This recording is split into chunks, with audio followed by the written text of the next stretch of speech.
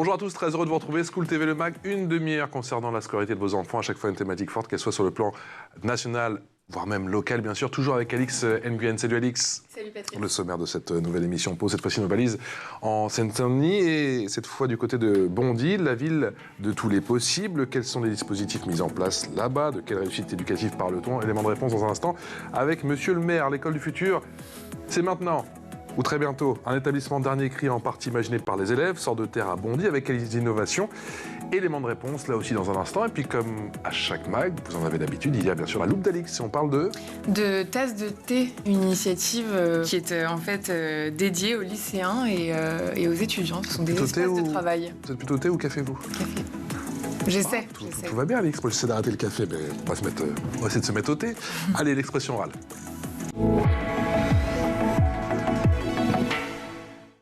Bonjour Stéphane Hervé. Bonjour. Merci d'être avec nous, monsieur le maire. Merci de me recevoir. Maire de cette très belle ville de Bondy, conseiller régional également d'Île-de-France. Depuis combien de temps? Depuis les dernières élections de 2021. Félicitations à vous. Est-ce que Bondy est désormais la ville la plus connue de France, voire peut-être du monde? Alors je ne sais pas, je pense que nous avons des beaux ambassadeurs. Le premier d'entre eux, effectivement, Kylian Mbappé, notre grand footballeur. De qui parle-t-on? Ouais. Mais ce n'est pas le seul. Mais ce n'est pas le seul, effectivement, de bien belles réussites. Quel lien il entretient, Kylian, avec sa ville? C'est vrai que j'ai quand même le sentiment qu'il y a eu beaucoup de reportages de Kylian Mbappé qui revient sur ses terres et il y a du coup tout un rayonnement pour la ville de Bondy. Oui, il revient régulièrement. Alors, c'est pas toujours facile pour lui. Je pense qu'il a un agenda qui est sans doute aussi chargé que le mien. En tout cas, sportivement, c'est certainement compliqué. Ouais. Maintenant, il a toujours gardé des liens avec sa ville d'origine et c'est tant mieux, avec le club de foot, bien sûr, oui, mais également avec ses amis. Et puis, il est toujours une personnalité forte de la ville qui est toujours accueillie avec un grand bonheur. Mais alors justement, monsieur le maire, est-ce que cette réussite aujourd'hui sert de modèle pour les jeunes de Bondy, les jeunes bondinois, au-delà du football? Alors sans doute, mais nous aimons aussi justement cultiver le fait que ce n'est pas le seul.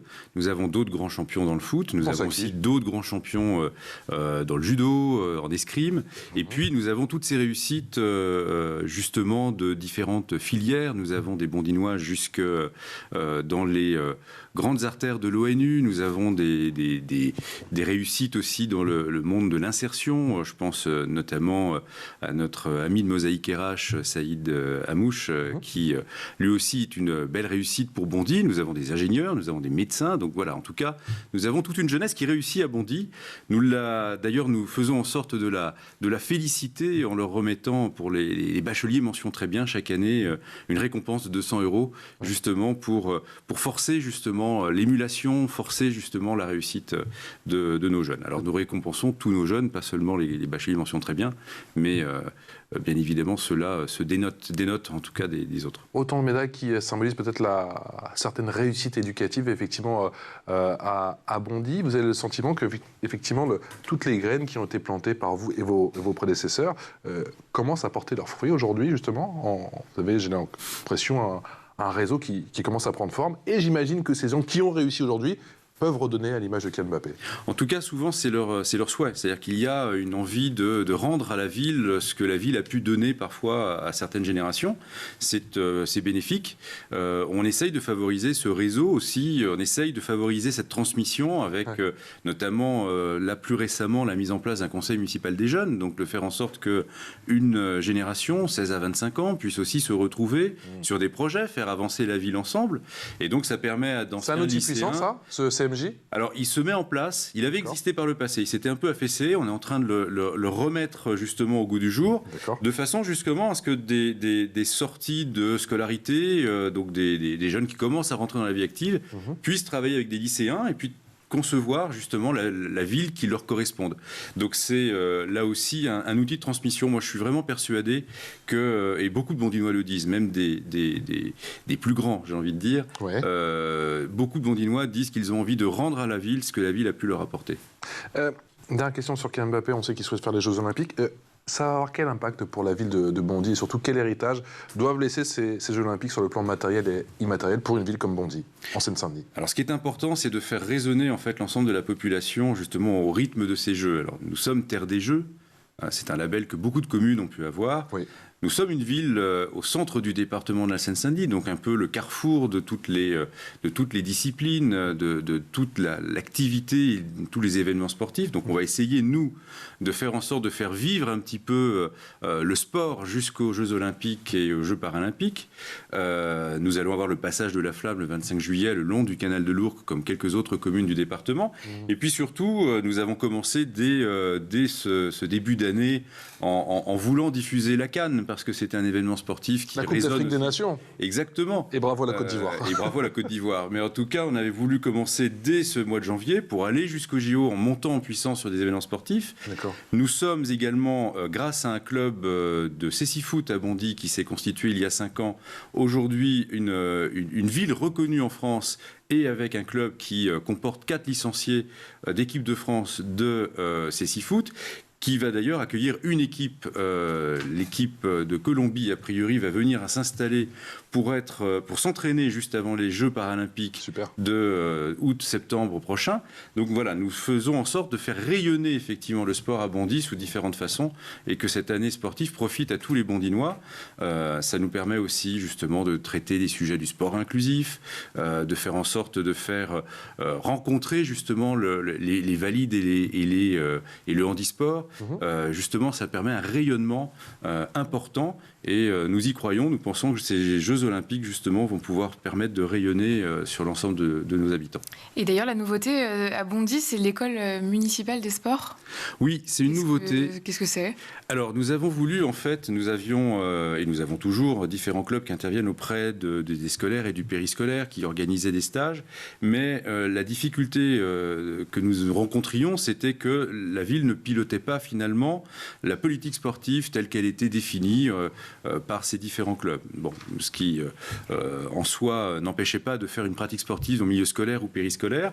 Nous avons souhaité, en fait, vraiment pouvoir piloter cette politique pour pouvoir traiter des sujets de sport-santé, notamment de lutte contre l'obésité, de pouvoir, justement, piloter vis-à-vis des différentes disciplines sportives aussi. Bon, on a beaucoup de jeunes qui font assez spontanément du foot. Ouais. C'est assez simple. On a des city-stades un petit peu partout dans les quartiers de la ville.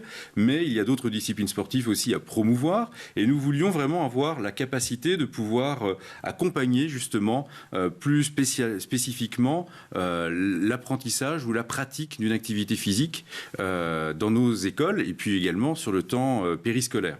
Et donc la volonté de la ville a été de créer cette école municipale des sports, donc de prendre une équipe d'éducateurs sportifs, des étapes, qui puissent effectivement définir un programme auprès des scolaires et de créer des stages, aussi bien sur le temps des accueils du mercredi notamment, et puis sur les temps de vacances scolaires. Par exemple, cette semaine, nous avons effectivement un stage de l'école municipale des sports qui se déroule sur notre stade Léo-Lagrange et qui accueille effectivement quelques jeunes inscrits, plus parfois on fait en sorte d'ouvrir aussi à nos centres de loisirs de façon à ce qu'il y ait une pratique la plus large possible sur ces temps de stage. Sport, santé et culture, c'est assurément les 3 piliers de votre offre éducative, de votre projet éducatif ?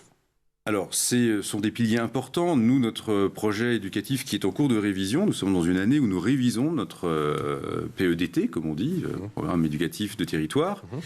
C'est aussi d'accompagner au mieux l'apprentissage des fondamentaux. Donc, nous essayons effectivement de faire en sorte que la lecture, les pratiques également orales, qui peuvent s'accompagner d'une pratique de théâtre, de lecture, de conte, puissent se faire. Mais effectivement, nous essayons de lier les choses avec le monde du sport parce que c'est important, et notamment, encore une fois, dans le volet de l'activité physique, du sport santé, de faire en sorte, effectivement, de développer au moins déjà le bien-être, et ensuite d'inciter les jeunes à faire une pratique sportive, quel que soit le sport. Et puis la culture, effectivement, nous avons créé une microfolie il y a 2 ans qui n'existait pas, qui est un premier équipement culturel sur le nord de ma commune, en quartier prioritaire, et qui permet justement de faire cette médiation culturelle, d'avoir un premier peut-être contact avec des œuvres d'art qu'on trouve habituellement dans les grands musées nationaux de France, mais qui là sont accessibles via un musée numérique, via un grand mur écran, via les tablettes, et qui permet donc aux plus jeunes de pouvoir justement travailler sur des thématiques précises. Et quels sont les retours ? Alors les retours sont positifs dans le milieu scolaire, ça commence effectivement à prendre, je dirais, les enseignants doivent s'emparer en fait eux-mêmes de la programmation, de pouvoir monter, on va dire, leur playlist d'œuvres. Typiquement, il y a et c'est tout à fait approprié, une playlist qui a été montée par nos équipes sur le sport dans l'art, justement, que ce soit dans les sculptures, la peinture, l'olympisme, justement. Et donc, ce que l'on cherche à faire, c'est que les enseignants puissent accéder à l'outil de façon à créer leur propre playlist par rapport à leur propre thèmes pédagogiques développés avec leurs élèves. Et donc, cela commence à prendre effectivement sur le champ scolaire. L'idée, c'est que la montée en puissance de la microfolie permet également d'accueillir les familles les mercredis, les samedis. Et très souvent, ce sont les enfants qui en ont profité en semaine qui ramènent les parents en fait le week-end. Et ça, c'est très intéressant. Super. Comment vous mettez les parents dans la boucle? Quel est le rôle de la coéducation à Bondy? Comment on sensibilise les parents justement à cette importance de l'éducation?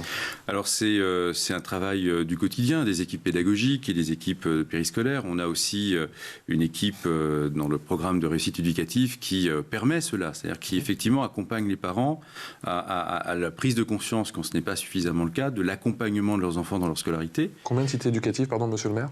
On a une cité éducative qui, malheureusement pour nous, ne correspond pas à l'ensemble du territoire communal. Cela correspond à la partie nord de la ville, autour d'un collège uniquement. Sur les 5 collèges de la ville, un seul est concerné. Et cela comporte par contre près de la moitié des habitants, en fait. Cela comporte les 8 écoles primaires du nord de la ville, avec, je dirais, enfin on est en quartier prioritaire, donc c'est effectivement un besoin essentiel d'avoir cette cité. Vous le déplorez parce que effectivement, ce qui a été mis en place, ces cités éducatives, ça marche, c'est des résultats probants et du coup, il faudrait l'élargir? Alors, ça marche dans le sens où ça permet effectivement d'avoir déjà des moyens supplémentaires, d'avoir des projets. Il y a une troïka qui se met en place autour du préfet, de la préfète à l'égalité des chances, avec bien sûr en tête de pont la principale du collège et puis les équipes de la ville. Et surtout, ça met ensemble un certain nombre d'acteurs du quartier qui justement travaillent à des projets pédagogiques ou en tout cas autour des projets pédagogiques des enseignants du collège ou des enseignants de l'école primaire. Il y a des associations du quartier qui s'impliquent également. Et c'est vrai que c'est un levier aussi pour que les parents puissent véritablement s'investir dans la co-construction finalement de l'éducation de leurs enfants. Maintenant, là où nous avons effectivement toujours fait ce reproche à l'État, c'est de ne pas nous avoir permis, comme d'autres communes du département, d'avoir l'ensemble de la commune concernée. Quasiment tous les établissements de ma ville sont en zone REP, à l'exception d'une école, ce qui veut dire que, en réalité, ce programme-là des cités éducatives pourrait profiter à beaucoup plus d'enfants de notre ville. Mais en tout cas, c'est un dispositif très important qui permet effectivement de monter des projets scientifiques, de monter des projets aussi justement sur la communication. Une web radio s'est montée sur le collège et en fait, dans le cadre des cités éducatives, elle se développe. Donc voilà, il y a effectivement un certain nombre de projets qui sont intéressants pour les enfants et les enseignants. Et vous avez d'ailleurs le festival Sciences Infuses. Oui, tout à fait. C'est un rapport avec... Alors, c'est un festival qui existe et qui, tous les ans, en fait, je dirais, est programmé sur la commune. Mais c'est vrai qu'avec l'ensemble des dispositifs, notamment celui de la cité éducative, elle résonne davantage. Nous avions intégré à cette programmation les universités populaires, l'Institut de recherche pour le développement, qui est encore... Pour quelques mois, malheureusement, ils partiront, mais sur la commune de Bondy, qui est un institut de recherche important sur les changements climatiques, l'agriculture et les méthodes, justement, agricoles résilientes, notamment sur les pays du Sud. Je pense en Afrique, notamment, ou en Amérique du Sud. C'est un institut important et qui était sur le sol bondinois. C'était historique, c'est d'avoir cet institut de recherche. Et cela permettait aussi d'avoir un rayonnement sur l'ensemble de nos dispositifs. Et ils participaient complètement à Sciences Infuses. Mais voilà, ça mettait en jeu tous les acteurs. Ce festival exactement? Qui participe? Alors, à peu près tous les acteurs du territoire, y compris les acteurs médiathèques d'Est Ensemble, puisque nos médiathèques sont pilotées par notre territoire. Nous avions effectivement les partenaires avec qui nous travaillons. Nous travaillons beaucoup avec les petits débrouillards, avec différents clubs justement scientifiques et bien sûr les établissements scolaires pour monter, je dirais, une découverte ludique aussi de la science. Nous le faisons dans le cadre des universités populaires que nous avons également à Bondy, l'université populaire scolaire Averroès, qui s'adresse à un public adulte en règle générale, mais qui a justement, au-delà des cafés philo des goûters philo pour les enfants, également un module justement de découverte ludique des sciences. Et dans Sciences Infuses, tout cela est mis effectivement, je dirais, en exergue de façon, je dirais, beaucoup plus prononcée. Quelles sont les clés pour offrir en 2024 en France un climat scolaire apaisé, monsieur le maire, y compris à Bondy ? Je pense qu'il faut que tous les acteurs, justement, soient à leur place, d'une part. Je dirais qu'il faut que la ville, et les villes le font en règle générale, mettent en place, dans le cadre de leur projet éducatif, un environnement qui soit un environnement accompagnant. On a bien évidemment nos écoles, nous gérons effectivement les bâtiments, nous essayons de mettre en œuvre des outils qui permettent aux enseignants de pouvoir développer une pédagogie qui leur corresponde. Nous sommes par exemple sur un plan de rattrapage du numérique avec la volonté d'avoir des tableaux numériques dans toutes les classes d'élémentaire sur l'ensemble de la commune. Ce n'était pas le cas jusque-là, mais nous sommes en train de le faire et à la fin du mandat, toutes les classes élémentaires seront équipées. Donc nous mettons un cadre déjà qui permet aux enseignants de pouvoir développer leur programme pédagogique comme ils le souhaitent dans les meilleures conditions. Mais ensuite, je crois beaucoup au fait que les équipes pédagogiques avec le périscolaire, sur les temps effectivement d'études, de garderie, sur les temps du mercredi en centre de loisirs, soient effectivement des temps où le projet soit en cohérence avec les projets pédagogiques développés dans les écoles. Donc nous faisons en sorte effectivement de tenter de répondre à cela. Je parlais de la microfolie, cela y participe, puisque nous avons là un outil qui permet d'accéder aux œuvres de différentes natures, œuvres picturales, sculpturales, de danse, de cinéma, directement accessibles auprès des enseignants vis-à-vis de leurs projets. Et puis, nous avons mis en place, lorsque nous sommes revenus en début de mandat à la semaine de 4 jours, nous avons décidé que le mercredi matin ne serait pas un temps de centre de loisirs, je dirais, classique.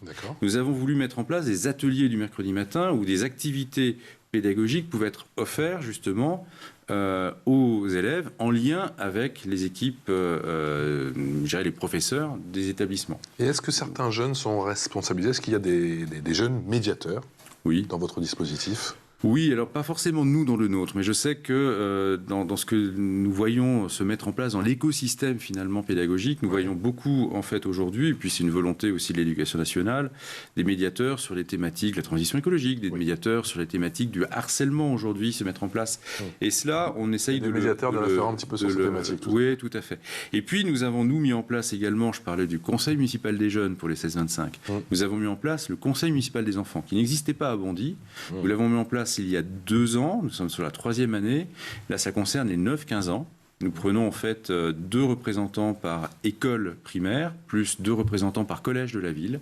Et là encore, ils sont amenés à travailler sur des thématiques liées bien évidemment au quotidien, à leur ville, mais cela peut aller effectivement sur leurs besoins en termes scolaires, en termes pédagogiques, en termes ludiques aussi. Qu'est-ce qu'ils veulent trouver dans leur ville ? Beaucoup me disent, il n'y a pas assez d'aires de jeu, nous aimerions travailler sur le harcèlement à l'école. Voilà. En fait, ils travaillent sur des thématiques sur lesquelles ils pourront contribuer auprès de leurs camarades justement à se faire justement les porte-voix de l'ensemble de ces sujets. Monsieur le maire, vous êtes plutôt thé ou café ? Café pour ce qui me concerne. Eh ben on parle de thé.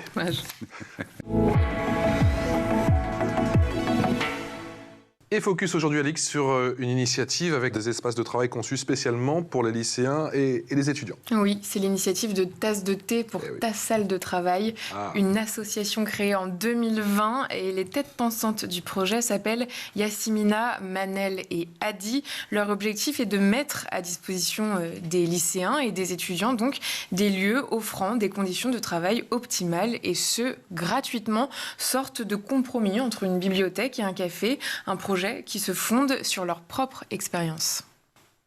Lorsque nous devions passer notre bac, nous ne trouvions malheureusement pas de bibliothèque ouverte. Lors des municipales de 2020, nous avons organisé un débat entre d'un côté la jeunesse du 18e et de l'autre les candidats à notre municipalité. Nous leur avons fait part de nos problématiques.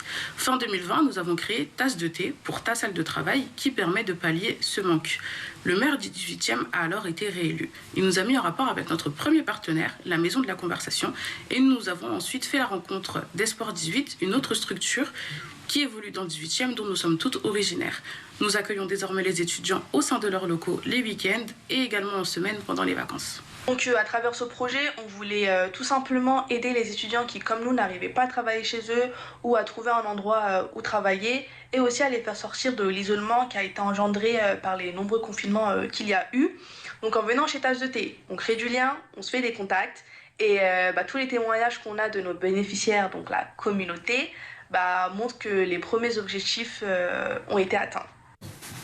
Les salles sont prêtées par des associations, des entreprises ou des écoles. Comme l'explique Manel dans cette vidéo, il ne s'agit pas seulement d'un lieu de travail, mais d'un remède contre l'isolement social des étudiants grâce à la création d'un réseau d'étudiants susceptibles de s'entraider.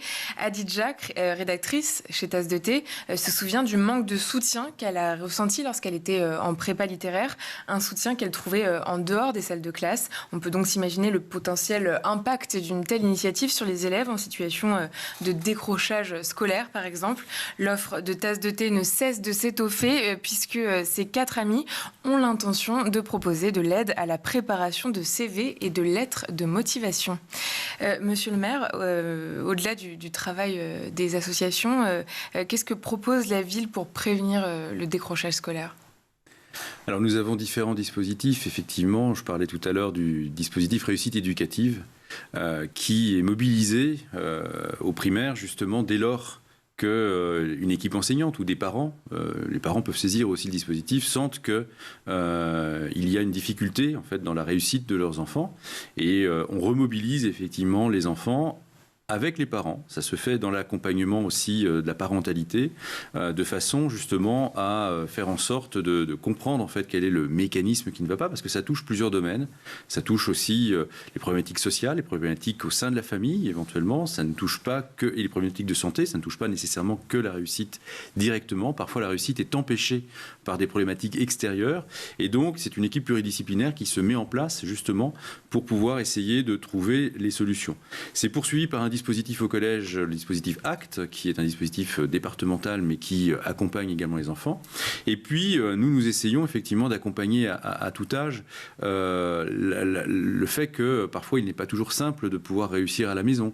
On a malheureusement beaucoup de familles qui sont en suroccupation de logement, donc où les conditions de travail des jeunes ne sont malheureusement pas adaptées. Ils n'ont pas une pièce à eux ou un bureau à eux pour pouvoir travailler. Et donc, je vois que une partie de ces questions sont brillamment justement saisies par cette association Tasse de Thé. Nous avions par exemple au moment du Covid, lorsqu'il y avait le confinement après 2020, nous avions mis la salle des fêtes puisque nous ne pouvions pas organiser des grands événements puisque c'était malheureusement pas possible, on ne pouvait pas se réunir à plus de 10 personnes. Nous avions mobilisé effectivement la salle des fêtes pour créer une salle de coworking en espaçant suffisamment les tables. Nous avions fait en sorte que des étudiants qui ne pouvaient pas forcément rester chez eux dans des bonnes conditions de travail puissent quand même venir travailler dans un lieu adapté à l'époque où les bibliothèques ne pouvaient pas toutes accueillir justement suffisamment les élèves. Beaucoup d'associations chez nous font aussi du soutien scolaire. En fait, il y a certes la garderie et les temps d'études dans les écoles, mais beaucoup d'associations le font aussi en mettant à disposition leurs locaux justement pour le faire. Et puis, nous allons bientôt avoir une nouvelle médiathèque qui va se construire sur le nord de la commune. Ce sera la deuxième médiathèque et une médiathèque qui va avoir un bassin de 25 000 habitants en fait autour. Et qui va justement être une médiathèque qui va comporter des espaces de coworking également pour des étudiants, pour des entreprises aussi. Ça va servir également de pépinière d'entreprises. Il y aura des locaux réservés pour des entreprises. Mais en tout cas, il y aura ces espaces partagés de coworking qui permettront également aux étudiants de pouvoir accéder à ces lieux. Notre volonté, c'est d'essayer de développer ce type justement de lieux où on peut venir s'installer, se poser pour travailler ensemble. J'ajoute que ce que nous faisons également, c'est que nous envoyons les collégiens, nous avons 2 collèges très intéressés à cela, réviser pour les 3e leur baccalauréat, leur brevet des collèges, pardon, dans notre centre de vacances de Roussines dans l'Indre, parce que nous avons encore cette chance d'avoir une colonie de vacances qui nous appartient. Nous avons donc 2 collèges qui maintenant chaque année envoient leur 3e en juin pour réviser dans un cadre où justement ils serrent un peu, ils sortent un petit peu de chez eux et il y a des temps aussi un petit peu justement de découverte de la nature, d'un centre équestre pas loin, des lacs qui sont dans le secteur, et ça leur permet aussi de réviser dans des meilleures conditions. C'est très demandé par les collégiens. Monsieur le maire, je vous coupe parce qu'il ne nous reste que 3 minutes, et j'ai cette question bien sûr à 100 000 $. L'école du futur, est-ce que c'est pour maintenant? Cette fameuse école Camille Claudel dont on parle depuis tant d'années maintenant, est-ce qu'elle va enfin ouvrir ses portes cette année? Elle va ouvrir en septembre. Je suis très confiant. Je dirais qu'on a pris un an de retard, ce qui peut arriver malheureusement avec une défaillance d'entreprise. Mais en tout cas, cette école va ouvrir à la rentrée et va permettre d'avoir des espaces de travail pensés différemment. Modulable ? Elle sera modulable en partie, ce qui permettra de définir des espaces plus ou moins importants, ce qui permettra effectivement d'agrandir ses capacités d'accueil. Combien de classes ? 29 classes, des espaces partagés entre les classes, ce qui veut dire qu'il y aura également la possibilité de développer des projets pédagogiques, des jardins partagés dans la cour. On est vraiment sur une école du 21e siècle et bien évidemment équipée avec les moyens modernes. On parlait des tennis tout à l'heure, toutes les classes d'élémentaire seront équipées. Il y aura des espaces réservés aux périscolaires, bien sûr, ce sera aussi un centre de loisirs pour les temps des mercredis. Nous aurons des espaces réservés aussi aux cours municipaux. Donc, cela va être une école qui va être effectivement parmi les plus accueillantes. Tournée vers l'extérieur, c'est-à-dire qu'elle pourra servir aussi bien aux petits comme aux grands. Cette volonté, effectivement, de faire participer la société civile. Exactement, puisque nous aurons effectivement une aile qui sera plus spécifiquement dédiée à des activités, aux cours municipaux. Nous aurons aussi, bien sûr, un espace qui a été immédiatement pensé pour accueillir une petite médiathèque, donc un coin lecture, un coin effectivement un peu détente, où on pourra effectivement aller plus dans la lecture de contes, dans justement pouvoir raconter des histoires. Donc vraiment une école qui est pensée pour des usages divers et surtout modernes, qui répondra, je pense, pleinement aux besoins de tous les petits. Enfin, quel est votre souhait pour 2024 concernant l'éducation de votre ville? Moi, je souhaite faire en sorte que tous réussissent quelque chose, c'est-à-dire que tous les enfants trouvent leur chemin et puissent accéder je dirais, à leurs aspirations et réussissent ce qu'ils ont envie de faire dans la vie. Stéphane Hervé, un immense merci. Merci d'être venu nous voir. Merci beaucoup. Merci aujourd'hui sur le plateau de School TV Le Mag avec Alix Nguyen, maire de Bondy et conseiller régional d'Île-de-France. On espère vous revoir très bientôt et on ne manquera pas de vous rappeler bien évidemment dès que cette école ouvre, parce que ça fait quand même un petit moment qu'on en parle et elle a l'air novatrice sur plus d'un point. On se voit demain ? À demain. À demain, Alix. Excellente journée à notre compagnie. School TV Le Mag. Ciao.